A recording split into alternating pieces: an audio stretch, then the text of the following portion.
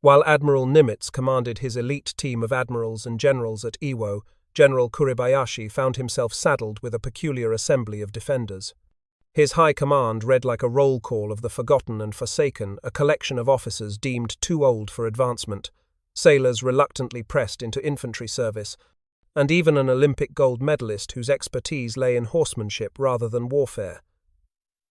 Among the 22,000-plus defenders scattered across the volcanic island, discord festered like an infected wound. The garrison was a patchwork quilt of discontent, haughty airmen who considered themselves superior to their earthbound comrades, dejected sailors who had never imagined they would die, clutching rifles instead of manning ships, and bewildered army troops struggling to comprehend why their general's second-in-command held the rank of admiral. After completing his first thorough inspection of both the island's defences and the men who would stand behind them, Kuribayashi delivered a damning assessment to Colonel Kaneji Nakane, his most battle-tested commander and the officer who supposedly wielded the legendary sword that would end the general's life. "These are no soldiers," Kuribayashi declared with bitter resignation, "just poor recruits who know nothing of war. Their officers are nothing more than superannuated fools. We cannot possibly fight the Americans with such men." Desperate to transform his ragtag force into something resembling an effective fighting unit, Kuribayashi pleaded with Tokyo for reinforcements. "Give them to me," he implored the Imperial General Staff with the fervor of a man who understood the magnitude of the approaching storm, "and I will hold Iwo." But the silence from headquarters spoke louder than any response could have. When no help materialized from the homeland, the hapless general came to the crushing realization that his bastion would inevitably fall to the American juggernaut. Rear Admiral Taichi Matsunaga had been the one to greet Kuribayashi at the East Boat Landing when the general first set foot on the accursed island.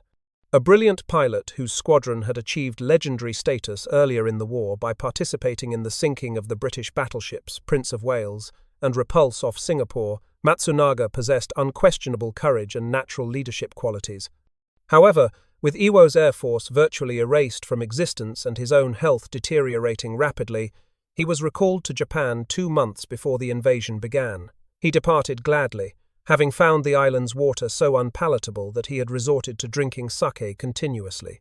His replacement, Rear Admiral Toshinosuke Ichimaru, was another airman who wondered what cruel twist of fate had landed him on this god-forsaken piece of volcanic rock. He still carried a pronounced limp, a permanent reminder of the agonizing leg injury he had suffered during the crash of an experimental fighter plane in 1926. Since the attack on Pearl Harbor, he had commanded aviation training units, primarily preparing kamikaze pilots for their final missions, and had constantly begged his superiors for combat assignment. He yearned to die in battle, whether soaring through the skies or fighting on solid ground. Ichimaru would ultimately receive his grim wish, leading sailors turned infantry against the 5th Division on the Western Front. In an emotionally charged final meeting with approximately 50 survivors from an original force of 2,000 men, he delivered a prophetic warning. "The loss of this island means that Yankee military boots will soon be treading on our sacred motherland." He then composed a bitter manifesto in both Japanese and English, addressing it directly to President Roosevelt. "All we want," the document declared with righteous indignation, "is for you to return to the East that which rightfully belongs to the East." Marines would later discover this letter among the debris of war, and today it rests as a sobering artifact in the Naval Academy Museum at Annapolis. Under Ichimaru's command, Captain Samaji Inoue controlled the naval forces manning the anti-aircraft batteries and massive coastal defense guns.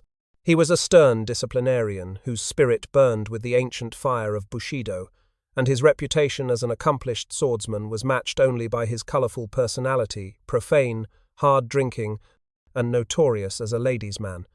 His subordinates lived in constant fear of his explosive wrath, which could erupt with volcanic intensity. Inoue had once threatened to personally behead a wounded naval lieutenant who had managed to escape northward from Suribachi after its fall, seeking to continue the fight elsewhere.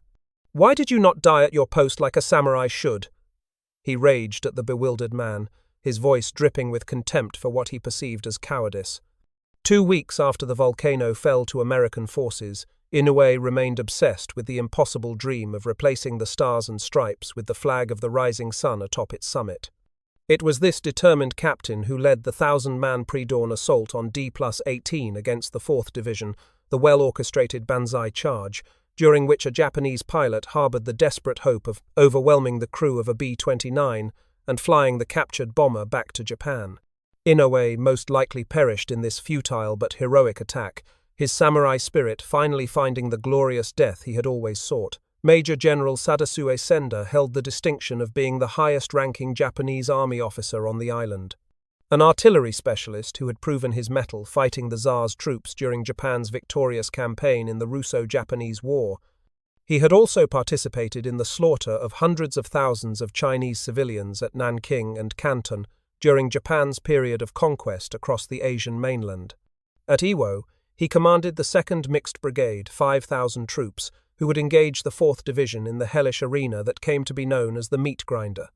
Most of Senda's troops hailed from Tokyo, former street urchins plucked from the sprawling slums of the capital men who were not considered among the emperor's finest soldiers.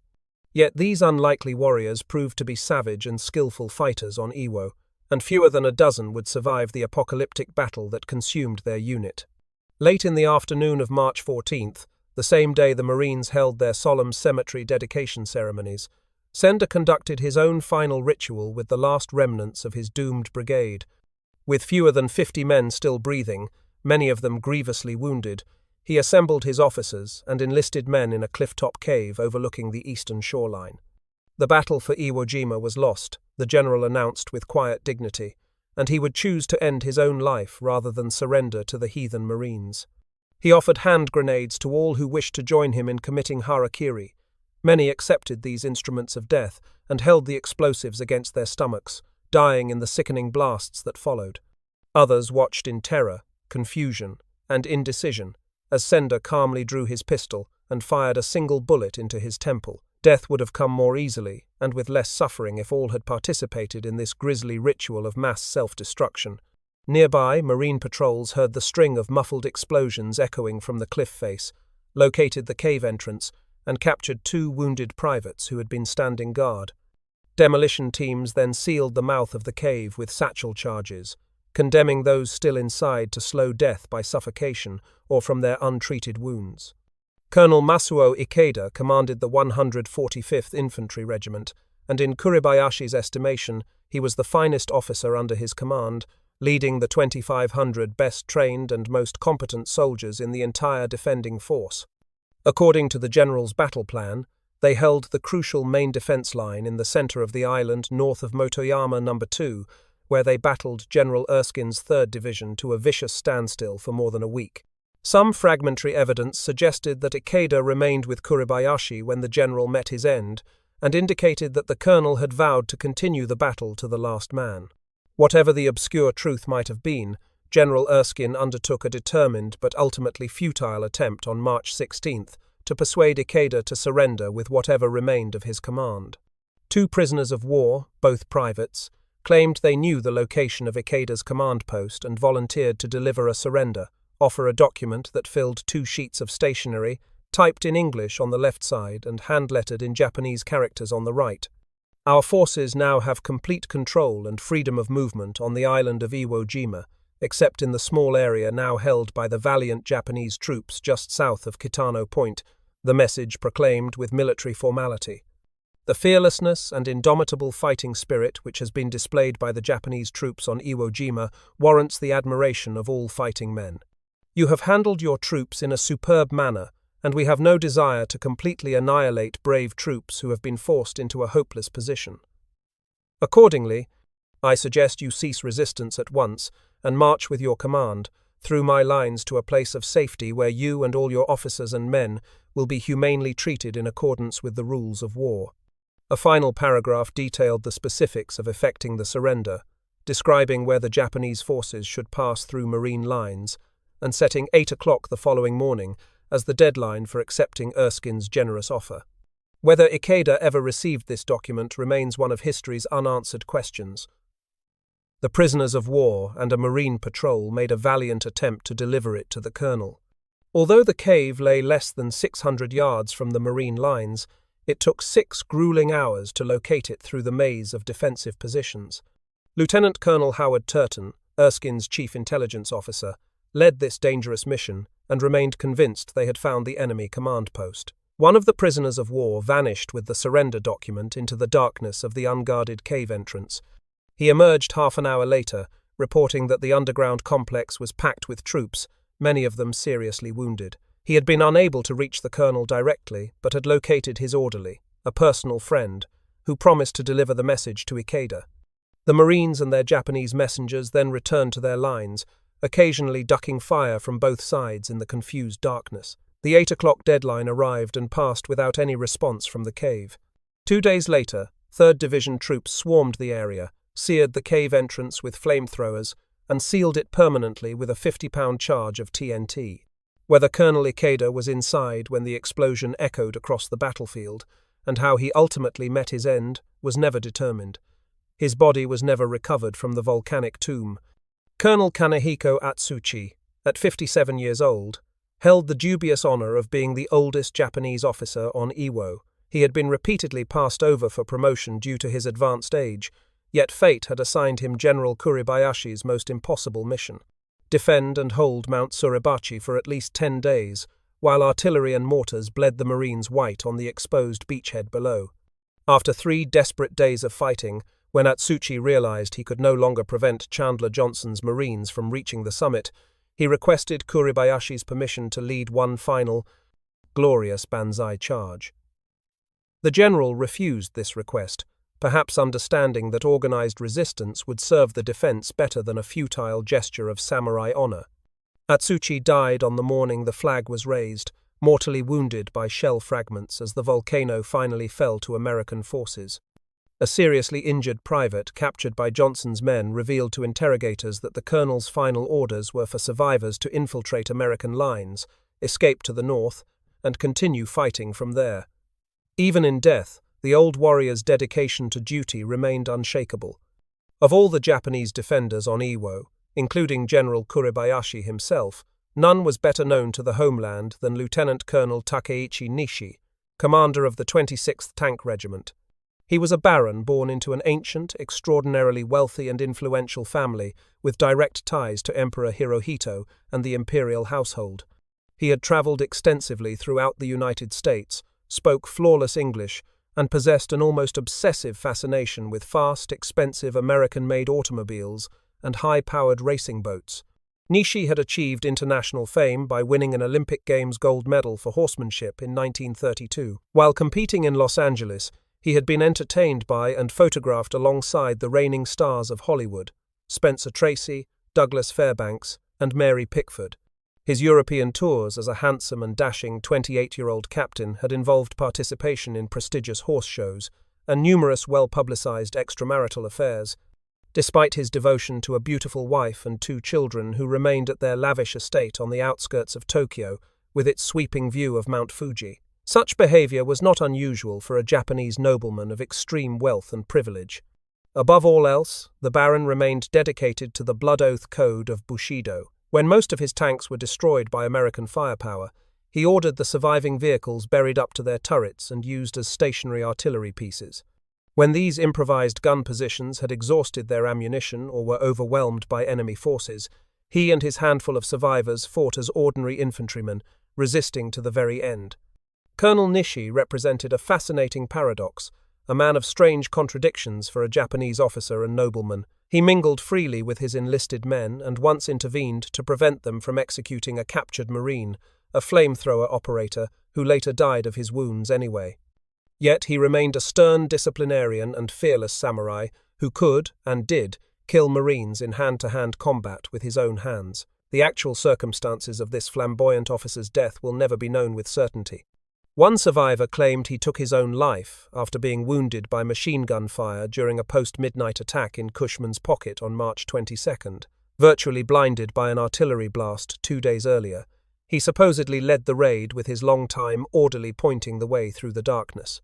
Before placing his revolver to his head and pulling the trigger, the Baron allegedly told his aide, "Turn me toward the imperial palace," seeking to face his emperor one final time. According to another account, Nishi committed harakiri in the surf off the northernmost tip of Iwo, the point closest to Japan, and his body was swept out to sea by the eternal tides. This version claims he carried a lock of mane from Uranus, his favorite horse, in his breast pocket, and that he held his Olympic Games riding crop in one hand, while shooting himself in the head with a revolver in the other, a poetic end for a man who had lived between two worlds. An ironic twist of fate befell Colonel Shizuichi Hori, Kuribayashi's chief of staff, and Major General Kotao Osuga, commander of the 2nd Mixed Brigade. Both men had been relieved of their duties and ordered back to Tokyo just before the invasion began. However, by that time there was no way to leave the island, and they died there alongside their comrades, whether by harakiri or in the final battles that consumed the garrison. Victory in Europe arrived 25 days after the last contingent of 3rd Division troops departed Iwo Jima for their base camp on Guam. Half a world away, in the mid-morning hours of May 7th, emissaries of Adolf Hitler's crushed Third Reich entered a small schoolhouse in Reims, France, where General Eisenhower had established his headquarters. There they signed the official document of unconditional surrender, ordering the cessation of all fighting on all fronts in Europe at 11:01 that night. Now the veterans of Iwo Jima could celebrate victory in Europe without the hollow fear of waking the next morning to find their jubilation had been premature. And celebrate they did, perhaps not as boisterously as the millions of United States and Allied servicemen in Europe, or the millions of civilians across the American mainland and the liberated continent beyond the Atlantic, but with equal joy and far greater gratitude. From this moment forward, the mightiest military machine in human history could be redirected from the European theatre and unleashed against the Japanese homeland. Additional millions of soldiers, tens of thousands of bombers and fighters, a vast armada of naval firepower and troop transports, unlimited stockpiles of ammunition, everything and anything in the Allied arsenal, to bring about the final downfall of Emperor Hirohito's crumbling empire. Marines training on Guam and the Hawaiian Islands to spearhead the planned invasion received special beer rations and a 2-day respite from their rigorous schedules to commemorate the end of Nazi tyranny in Europe. But there would be no respite on Okinawa, where Marines had established their beachhead against light opposition on Easter Sunday, April 1st. There, alongside soldiers from General Buckner's 10th Army, they remained locked in desperate battle against 80,000 aroused Japanese defenders, a costly struggle that would continue until June 21st. Maybe Nimitz, Spruance and Turner learned something from Iwo Jima. A caustic, howlin' mad, Smith later told a friend with characteristic bluntness. They dropped explosives and pelted Okinawa for 9 days before Marines hit the beaches 6 days more than we received at Iwo. By early May, General LeMay's superfortresses were making full use of Iwo Jima, not only as a sanctuary for disabled B-29s, but as a base for daily raids against virtually every major target throughout Japan. P-51 Mustangs flew protective cover missions from the island and added their firepower to the devastation being rained down by the bombers on the enemy's home islands. American submarines moved unmolested through Japanese coastal waters, laying mines and sinking merchant vessels and naval ships within sight of the shoreline. Carrier planes ranged freely over southern Japan, bombing and strafing war plants, rail transportation networks, and coastal shipping with impunity. In late June, Japan's largest battleship, the mighty Yamato, was sent to the bottom by carrier planes in a futile attempt by the enemy fleet to challenge the irreversible tide of American naval supremacy. Within days, the remnants of the once indomitable Japanese armada no longer posed any meaningful threat to Allied operations. The United States Third Fleet roamed unopposed in Japanese home waters, its battleships, cruisers, and destroyers closing to within mere miles of the shoreline and blasting key targets at will with thousands of tons of high-explosive shells.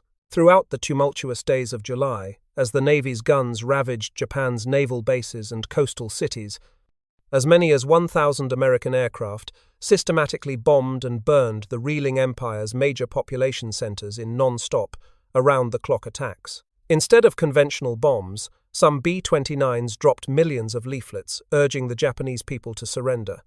Powerful radio transmitters broadcast the same message from the Marianas, flooding the airwaves with calls for capitulation. Yet there remained no outward indication that the warlords harbored any intention of laying down their arms. While some members of Prime Minister Suzuki Kantaro's cabinet secretly favored ending the senseless struggle, they kept these dangerous views to themselves. The empire continued to marshal its still formidable manpower, and what remained of its military resources to meet the anticipated invasion. 2,350,000 soldiers of the regular army backed by 250,000 garrison troops, the remnants of the Navy and all available aircraft in Japan, including training planes, numbering approximately 7,000, 4 million civilian employees of the armed services, and a civilian militia of 23 million men, women, boys, and girls sworn and determined to fight to the death, even if armed only with bamboo spears. July 16, 1945. Alamogordo, New Mexico. The pre-dawn darkness above the desert sands of Yucca Flats vanished in an unbelievable flash of blinding light unlike anything humanity had ever witnessed. With the incredible destructive force equivalent to 20,000 tons of TNT, the United States had successfully detonated the first atomic bomb in a historic test of the most powerful weapon the world had ever seen. When the results reached Washington, tense debate erupted among the scientists who had developed the bomb, the military high command, and members of the president's cabinet regarding whether to drop it on Japan without warning. Without hesitation, Harry S. Truman ordered its use against the enemy as quickly as possible. Exactly 3 weeks after the test, on August 6th, a lone B-29 dropped an atomic bomb on Hiroshima. 3 days later, Nagasaki was seared by a second nuclear blast. Premier Suzuki dispatched a team of medical experts and military officers to both scenes for first-hand inspection of the unprecedented Holocaust. When they reported back to Tokyo with their horrific findings, Emperor Hirohito decreed that the warlords must accept unconditional surrender. On August 14th, the recorded voice of the Son of Heaven, high-pitched and faltering, was heard in an emotional broadcast from Radio Tokyo. He told his stunned and bewildered subjects that the time had come when they must bow to the inevitable, and announced to the world that Japan would fight no more. A continuation of the war will result in the ultimate collapse and obliteration of the Japanese nation, the emperor declared with profound finality. There would be no invasion. World War II was over. All that remained was the formal surrender ceremony. September 2nd, 1945. Aboard the United States ship Missouri in Tokyo Bay. The surrender ceremonies began at 7:59 in the morning, with the ship's band playing the Star-Spangled Banner. General MacArthur and Admiral Nimitz stood at attention just a few feet in front of a 10-foot-long table covered with gold-trimmed green cloth, where the instruments of surrender awaited their historic signatures. 2 paces behind these formerly irreconcilable commanders stood their lieutenants, 50 Army generals and colonels, 50 senior Navy officers, and 3 Marine generals. Beside them gathered 36 hastily assembled representatives of the Allied powers and more than 200 correspondents, photographers, and radio newsmen, nearly 2,000 sailors, and approximately 100 Marines, all members of the Missouri's crew, jammed every available foot of the fore and after decks of the 45,000-ton battleship to witness this pivotal moment in history. Foreign Minister Mamoru Shigemitsu and General Yoshijiro Umezu, Chief of Staff for Imperial General Headquarters, headed the dispirited Japanese delegation. All appeared dazed, even stupefied, in their shabby and ill-fitting uniforms or disheveled formal cutaway coats and striped trousers. The uniforms of the day for American officers were starched and pressed khaki. No one wore decorations or sidearms. The Japanese delegation was also without ceremonial swords or other traditional trappings of rank, as they listened stoically to MacArthur stridently intone the litany of capitulation, looking every inch the elegant American Caesar, as author William Manchester would later describe him. The general spoke eloquently into a battery of 5 microphones that carried his measured words through loudspeakers to the onlookers and via shortwave radio to millions of listeners throughout the world. When he finished speaking, MacArthur moved 4 steps to the imposing table. Using 6 pens, including a bright red fountain pen carried in his left breast pocket, he placed his bold signature on the historic documents, signing as the representative of the Allied powers. Nimitz signed for the United States, while Shigemitsu and Umezu signed for the shattered Japanese Empire. At 9:18 that morning, with MacArthur's ringing declaration, "These proceedings are closed." 2 minutes later, bright sunshine broke through the low, overcast sky. One observer would later liken this natural phenomenon to an omen of future peace for mankind. On signal, 300 carrier planes and 46 superfortresses roared overhead in V for victory formations, their engines thundering across Tokyo Bay in a display of overwhelming Allied air power. The American flag that Commodore Perry had carried ashore 92 years earlier, when he opened Japan's doors to Western civilization and foreign trade, was displayed in a glass case overlooking the Missouri's quarterdeck. This symbolic banner had been flown specially from Navy headquarters in Washington for this momentous occasion. Anchored 100 yards to starboard was the battleship Iowa, with her sister battleship South Dakota positioned just astern. Sweeping to the horizon and beyond lay aircraft carriers, cruisers, destroyers, troop transports, and supply ships all ready to implement the first phase of Japan's occupation by Allied forces. Howlin' Mad Smith, the highest-ranking Marine in the war zone, remained the only three-star United States officer in the Pacific Theater not present on the Missouri's quarterdeck during this historic ceremony. Stunned and heartbroken, he listened to the broadcast of the proceedings from his Quonset hut headquarters at Pearl Harbor, 5,000 miles from the momentous event he had done so much to bring about. Admiral Hill had petitioned Admiral Nimitz to invite the general to participate in the surrender ceremony. However, the strongly worded written request was returned with the word "No" scrawled across it in the Commander-in-Chief Pacific's unmistakable handwriting. Nimitz never made public his reasons for excluding Smith from the American dignitaries. Years later, the general would tell a friend that personal animosity was involved, as well as the fine hand of the highest brass in this ignoble affair. They had never forgiven him, he explained, for relieving two army generals who were not fighting hard enough or did not know how to fight hard enough to defeat the Japanese.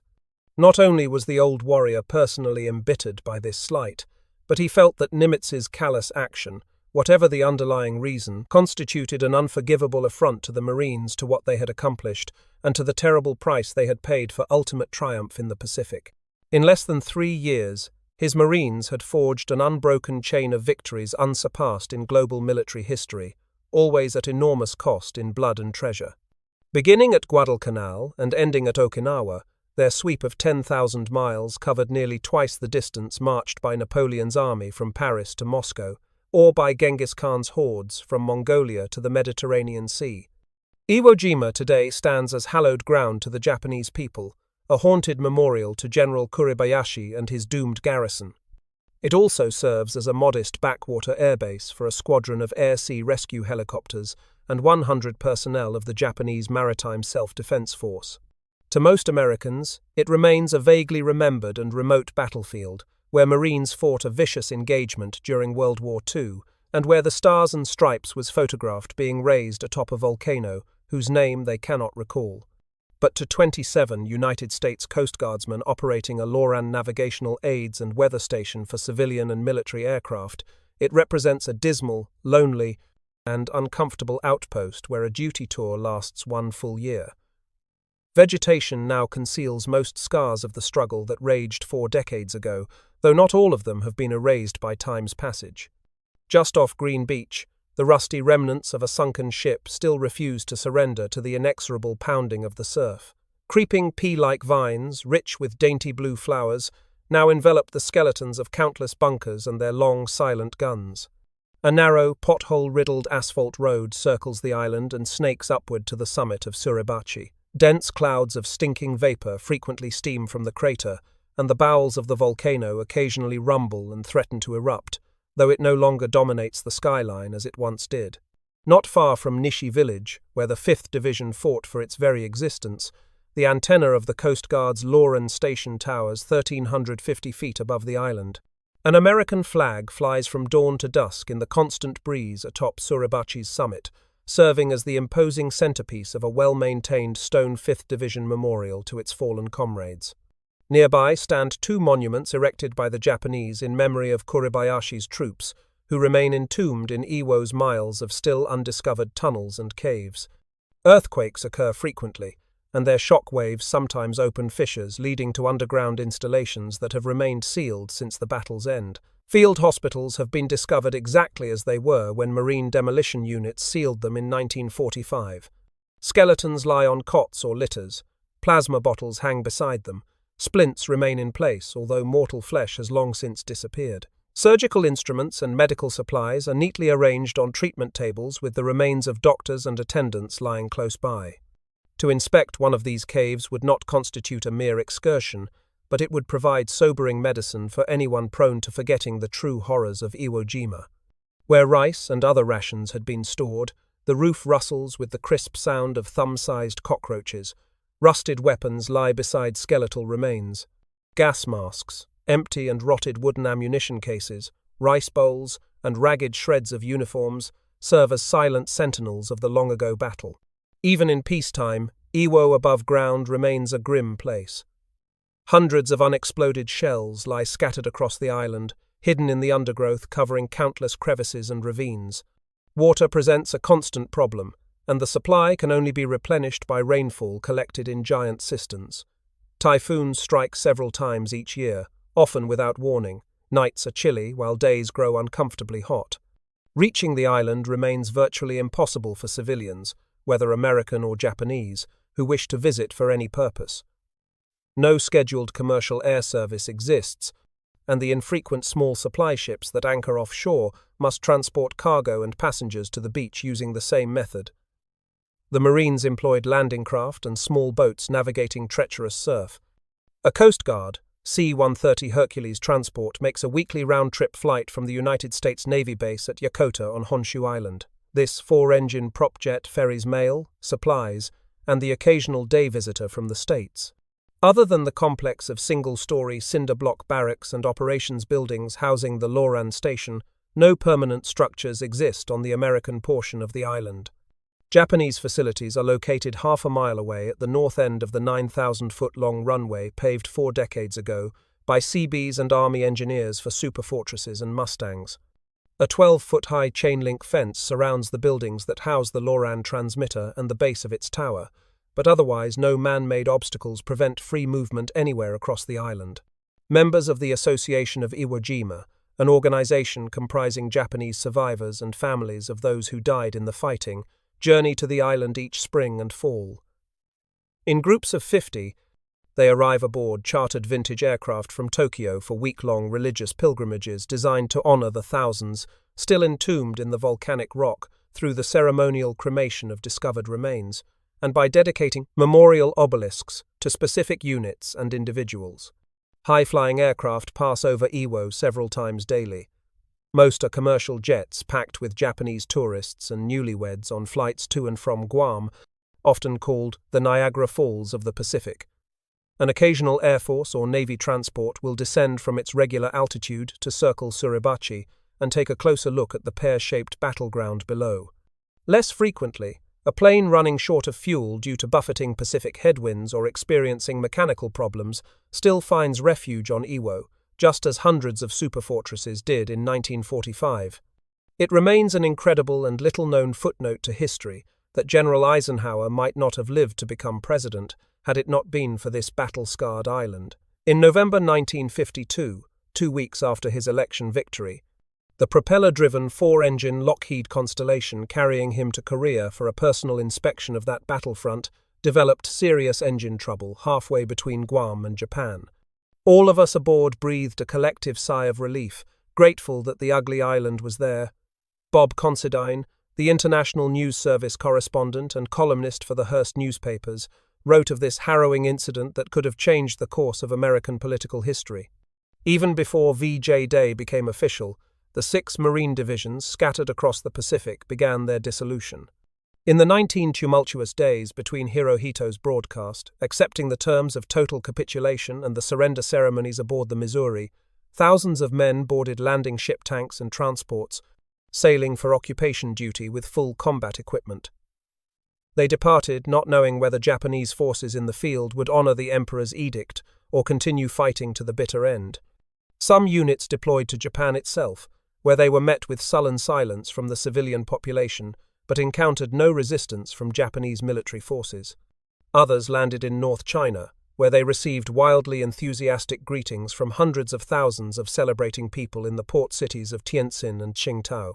Less fortunate outfits found themselves assigned to bypassed islands and atolls populated by native peoples who were overjoyed at being freed from the harsh yoke of Japanese occupation. By early winter, Thousands of veterans had returned to the United States for discharge under a point system that gave priority to those with the longest overseas service, the most combat landings, and battle wounds. Within a single year, the total manpower of the Marine Corps had shrunk to less than one-third of its strength on VJ Day. One general and one colonel who had fought at Iwo would later rise to become Marine Corps commandants. Many career lieutenants, captains, and majors would attain high rank as they continued their military service in Korea and Vietnam. Some enlisted men would remain in the Corps and eventually earn commissions as officers. Others would serve the necessary time to qualify for retirement benefits. But most junior officers and enlisted men, members of the Marine Corps Reserve, who had enlisted for the duration of the war plus 6 months, would return to civilian life as soon as possible. Some would search for their first real jobs, others would attend college to carve out new careers, still others would attempt to pick up the threads of lives interrupted by their country's desperate call to duty. In the years to come, and with varying degrees and depths of emotion, all would recall from time to time the awful fighting on that volcanic island, and what it truly meant to be one of the men of Iwo Jima, ordinary Americans, who had accomplished something extraordinary in service to their nation and the cause of freedom.